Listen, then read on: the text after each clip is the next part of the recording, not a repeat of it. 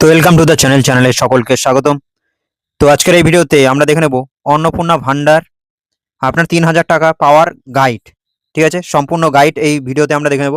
1 জুনের আগে নতুন নিয়ম, গুজব এবং আপনার স্ট্যাটাস যাচাই করার সম্পূর্ণ চেকলিস্ট। ঠিক আছে, তো চ্যানেলে নতুন হলে চ্যানেলটিকে সাবস্ক্রাইব করে পাশে থেকো। দেখো, নতুন প্রকল্প, নতুন অনুদান। ঠিক আছে, লক্ষ্মীর ভান্ডার সেটাই কি রূপান্তরিত হয়ে আমাদের অন্নপূর্ণা ভান্ডার হয়েছে, যেখানে 3 মাসে দেবে 3000 টাকা। দেখো, কবে থেকে শুরু? 1 জুন থেকে সরাসরি ব্যাংক অ্যাকাউন্টে টাকা ঢুকবে। 1 জুন নতুন পোর্টাল চালু হবে। ঠিক আছে, তো লক্ষ্মীর ভান্ডার প্রাপকদের জন্য যারা আগে থেকেই পেতেন তাদের নতুন করে আবেদন করার কোনো প্রয়োজন নেই। জুন মাস থেকে সরাসরি 3000 টাকা ঢোকা শুরু হবে কিন্তু তাদের। ঠিক আছে, যারা আগে লক্ষ্মীর ভান্ডার পেতেন তারা কিন্তু তাদের নতুন করে কিন্তু করতে হবে না। ঠিক আছে, আবেদন। তো নতুন আবেদনকারীদের জন্য কি, যারা আগে পেতেন না তারা নতুন পোর্টাল আবেদন করতে কিন্তু পারবেন। ঠিক আছে, নেক্সট দেখো, প্রাথমিক যোগ্যতার মাপকাঠি। কি কি যোগ্যতা এখানটা দরকার সেটা বলেছে, সেটা হচ্ছে স্থায়ী বাসিন্দা হতে হবে। পশ্চিমবঙ্গের স্থায়ী বাসিন্দা হতে হবে আপনাকে। শুধুমাত্র মহিলাদের জন্য এটি, এই প্রকল্প শুধুমাত্র মহিলাদের জন্য, পুরুষদের জন্য কিন্তু নয়।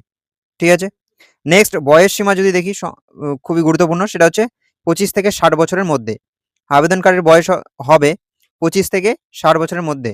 ঠিক আছে, 60 বছরের বেশি যাদের, তাদের কিন্তু বার্ধক্য ভাতা চালু হবে কিন্তু তাদের জন্য এই অন্নপূর্ণা ভান্ডার না।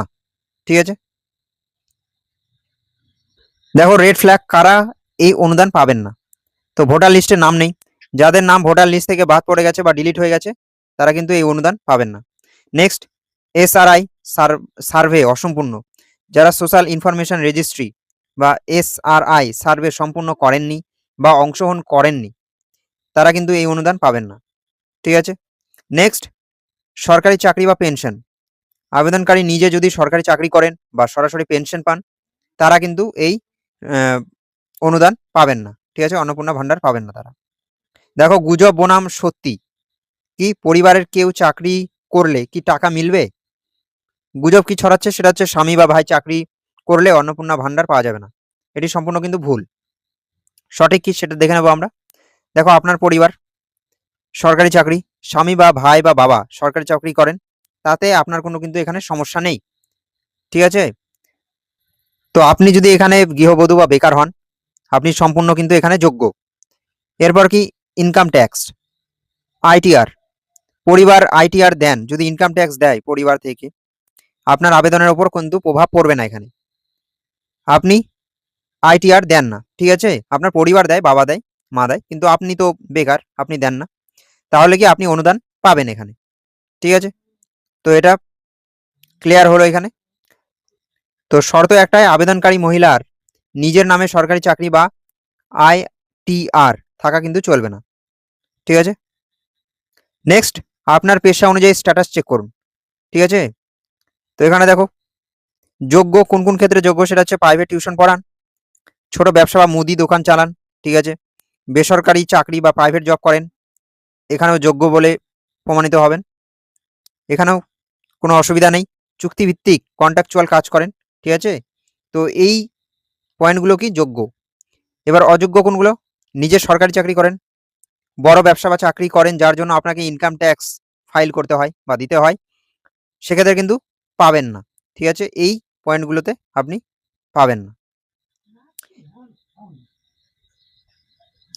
দেখো, উপরের এই কাজগুলো থেকে আয় থাকলেও যদি আইটিআর বা ইনকাম ট্যাক্স না দেন তাহলে কিন্তু আপনি যোগ্য। ঠিক আছে, নেক্সট কি, আপনার কি আদেও ভেরিফিকেশন লাগবে? ঠিক আছে, দেখো, আগে থেকে লক্ষ্মীর ভান্ডার পাচ্ছিলেন, প্লাস আধার, ভোটার, জন্ম তারিখ কোনো ভুল নেই। ঠিক আছে, এসআরআই তালিকায় নাম আছে, যদি এসব থাকে তাহলে কোনো ভেরিফিকেশন লাগবে না। 1 জুন থেকে সরাসরি কিন্তু টাকা ঢুকবে আপনার। ঠিক আছে, অ্যাকাউন্টে। তো ভেরিফিকেশন শুধুমাত্র তাদের জন্য যাদের তথ্য অমিল আছে বা যারা স্থান পরিবর্তন করেছেন। ঠিক আছে, তাদের জন্যই। নেক্সট, ভেরিফিকেশনের দুটি ভিন্ন পথ। কি, দেখো, উত্তর 24 পরগনা বিপুল সংখ্যক উপভোক্তার জন্য শুধুমাত্র অনলাইন পোর্টালে ভেরিফিকেশন চলছে। কোথায়? উত্তর 24 পরগনায়। ঠিক আছে, বাকি সমস্ত জেলায় কোনো অনলাইন পোর্টাল নেই, সম্পূর্ণ প্রক্রিয়া অফলাইন বা স্বয়ংক্রিয়ভাবে হবে কিন্তু, ঠিক আছে, বাকি জেলাগুলোতে। দেখো শুধুমাত্র উত্তর 24 পরগনা জেলার জন্য কি কি, সেটা হচ্ছে অনলাইন ভেরিফিকেশন, শুধুমাত্র এই জেলায় উপভোক্তাদের অনলাইনে ভেরিফিকেশন করতে হবে।